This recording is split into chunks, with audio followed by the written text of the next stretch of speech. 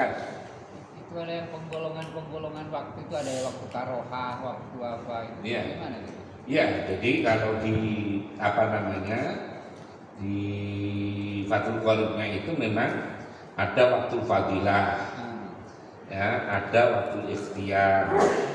Jadi waktu fadilah itu adalah waktu yang utama, yaitu di awal waktu. Waktu ikhtiar adalah waktu di mana sebetulnya kita ini bisa melaksanakan, tapi kemudian agak menunda sedikit, itu diberi ruang waktu sampai tadi sepertiga. Kemudian ada waktu karohah. Ada waktu karohah itu waktu yang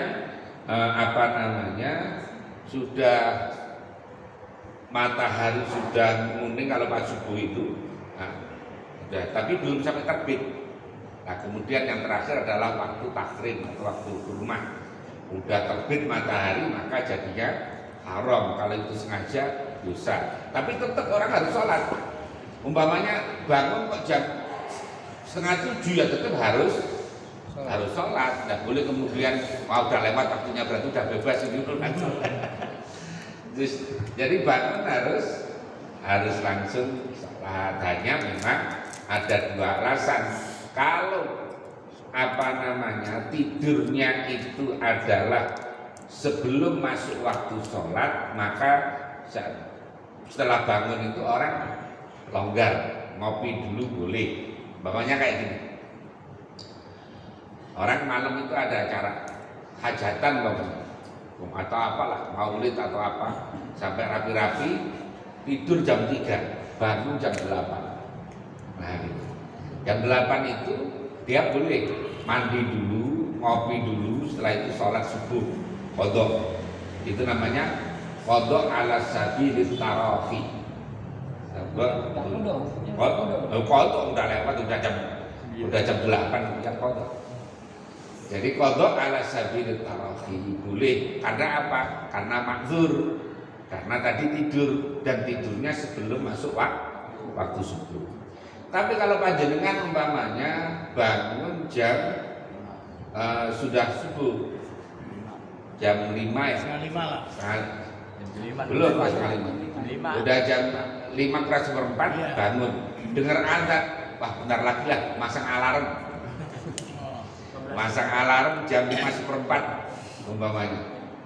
Udah dengar azan kok tidur. Ini kalau bangun langsung harus mandi, harus wudu sholat. Tidak boleh ditunda-tunda. Karena tidurnya sudah masuk waktu.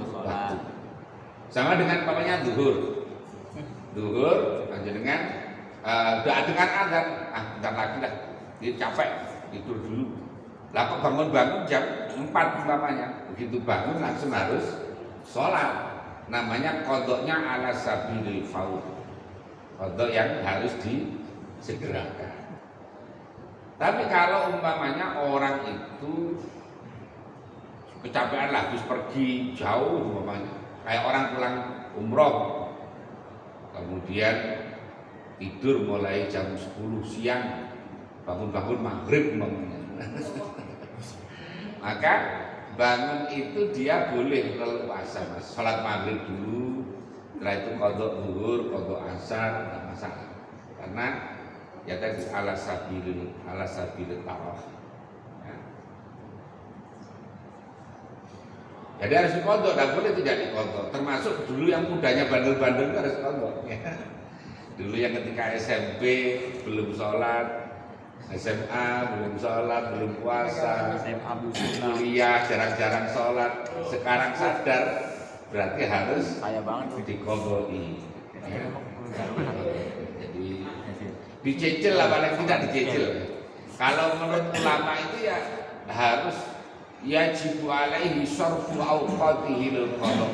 Orang itu harus menggunakan seluruh waktunya untuk qadha. Jadi kalau bandelnya dulu 3 tahun, tinggal ngalikan saja. Subuh kali 365, zuhur kali 365. Itu kalau nggak sholat sama sekali. Dan itu wajib tartib.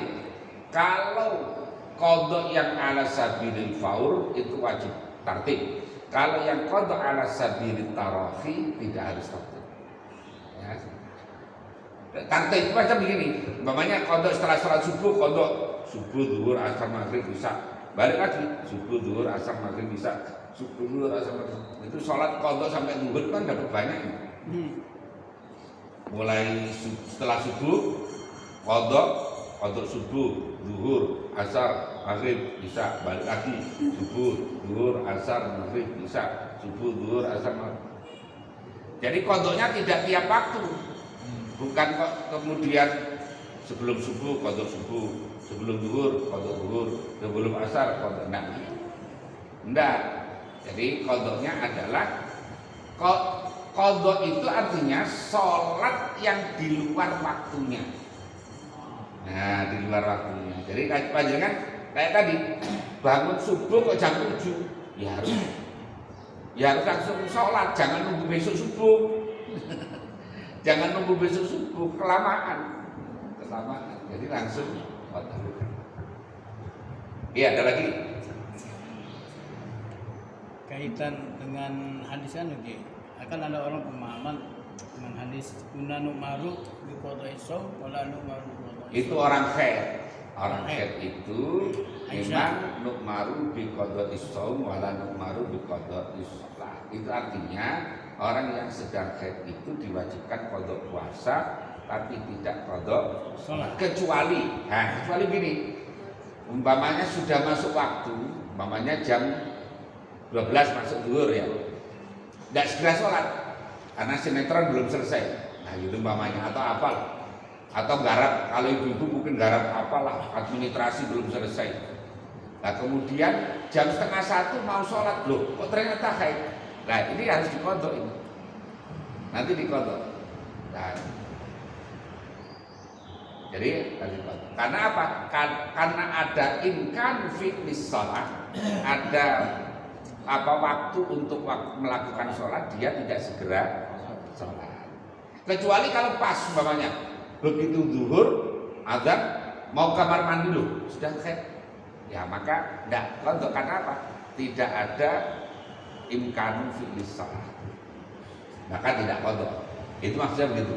Jadi untuk orang yang haid diperintah untuk mengkodok puasa, tapi tidak diperintah untuk kodok sholat. Nah, Nabi pernah kodok itu. Suatu saat pulang dari peperangan capek kan, tidur istirahat, pasukan semuanya capek. Bilal disuruh jaga. Bilal kamu bagian jaga, nanti kalau sudah masuk waktu bangunin. Nah, kok Bilal ketiduran juga? Bilal ketiduran juga, bangun udah siang, udah matahari udah terbit, bahkan yang bangun duluan Nabi malah langsung datangi Bilal. Bilal dimarahi, kamu ini gimana suruh jaga itu malah tidur? Masya Allah, Nabi saya tidak pernah merasakan enaknya tidur seperti ini. Ya namanya ketiduran itu kan, orang sudah jaga itu bisa jadi kalau ketiduran kalau capek.